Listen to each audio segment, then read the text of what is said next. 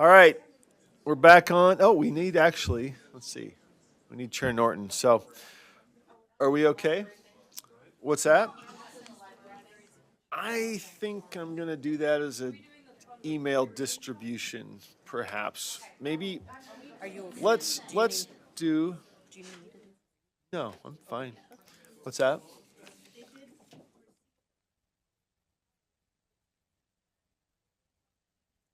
I think that's all I'm going to do. Yeah, who was our staff person that was going to handle that? Davina, Davina? right here. Is she's let's okay. Let's just do a quick one and then we'll sort of instead of doing a full Q&A. Sorry? You did. Okay, I'm going to just do that. So let's go to item number 9. Davina Southoff is here with us, and we were just back here talking about you. I think in the interest of time, we might just do, yeah, if you could join us, I'll just do kind of an abbreviated version. And so this is an important topic. It's one on which there were a number of bills that did not pass. And so the legislature has sort of indicated that this is to some extent in our court for us to decide if we want to act and how we want to act. And so I requested just that we have a little bit of an update on what we know. And we have a lot of good material in backup. So maybe in the interest of time, if you could just give us a couple-minute version. I'm sorry, Of sir. I what only have we one know. document in backup. Do we have more than that I'm missing? We in the body of the memo, it's in that single document, Member Bogus. Yeah. So could you just give us a couple minutes sort of high-level overview of what we know based on what you had sent us, which we placed in backup? And we'll save our questions for offline people talking and probably in a future board meeting where we have a bit less packed agenda. So this is, again, my request just to give us some visibility on what's happening out there. And so thank you for joining us. And I hope you don't mind if we cut it a little bit short. That might give you a more flexibility for your day. So thank you. Oh, do you, there you go. Yes. Okay. Davina Southoff, Library Media Specialist, Teaching and Learning. Basically, 5 points I just really quickly wanted to cover. First of all, reporting requirements. As of November 2022, the Education Committee LEAs are not reported to report any challenges to the USVE after that date. We have at USVE provided technical assistance to support implementation to LEA leaders such as library supervisors and directors, curriculum directors, Utah Technology Coordinators Council, a variety of school districts and conferences across the state. That's not to say that other LEAs haven't had any support or training. Many of them have been provided their own training under the guidance of their LEA attorneys and district leadership.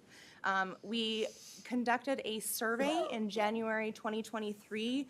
This was a voluntary survey. We asked information from the LEAs. Any information that we did ask may not be comprehensive or complete because it was voluntary.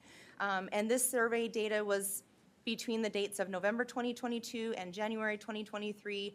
Of the LEAs who responded to that survey, 5 school districts reported a total of 273 challenged between those dates of November 2022 and December 2020 or January 2023, and 12 additional LEAs reported an additional 27 challenges.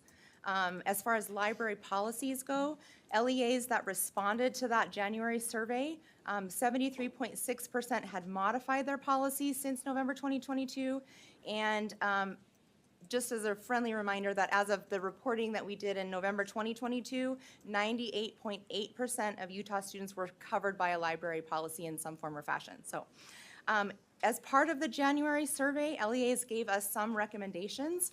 The first being that they were looking for more clarification as far as the 3 Utah codes from 76-10-1235, and they were asking that deadlines be codified for ongoing reporting. In addition, they would like to limit the number of challenges by individual because most challenges are being brought by just 1 or 2 individuals to their LEAs. And then they'd like a system to be created for public access to sensitive materials implementation. So in the surveys that we've asked for, we've had multiple people reporting multiple bits of information, which is causing some confusion.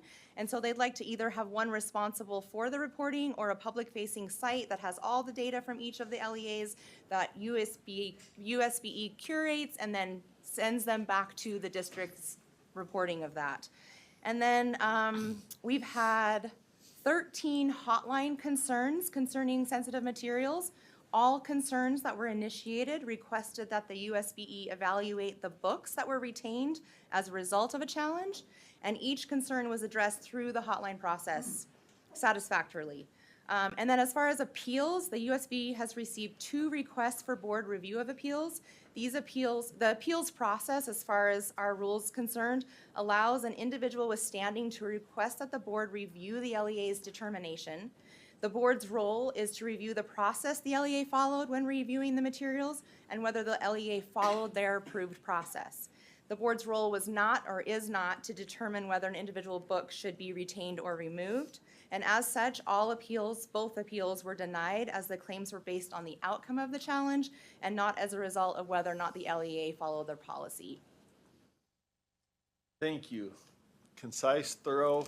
We can probably have maybe just 3 minutes. Why don't we take, if there are a couple questions, again, I think this is very helpful to let us know where we are, what we know and what we don't know. I think that was part of the, and so the backup there kind of tells us what visibility we have, which is pretty significant, but we're not quite sure who pulled what, who reviewed how many, and what the result was, right? So that's kind of, any questions on the process? I do think, you know, it's probably something that we'll be revisiting at some point, but this gives us a kind of a setting the stage of where we are. Do you have a light on, or was that for? Yes, sir, I just have a Member quick Bogus? question. Sure. And maybe a subsequent motion, but what would be the process by which the board asks for this on a monthly basis? I think a report like this would be fruitful on an ongoing basis so that not only as board members do we have this information, but that the public knows that this is an ongoing monitoring situation and that we are taking these issues seriously. So I'm wondering, So that would probably require bringing it to the board or committee, I guess Deputy Stallings could address. We don't have an ongoing required reporting process at all. That's part of what Davina was pointing out. We had a voluntary reporting, but go ahead. Say, did I steal your thunder?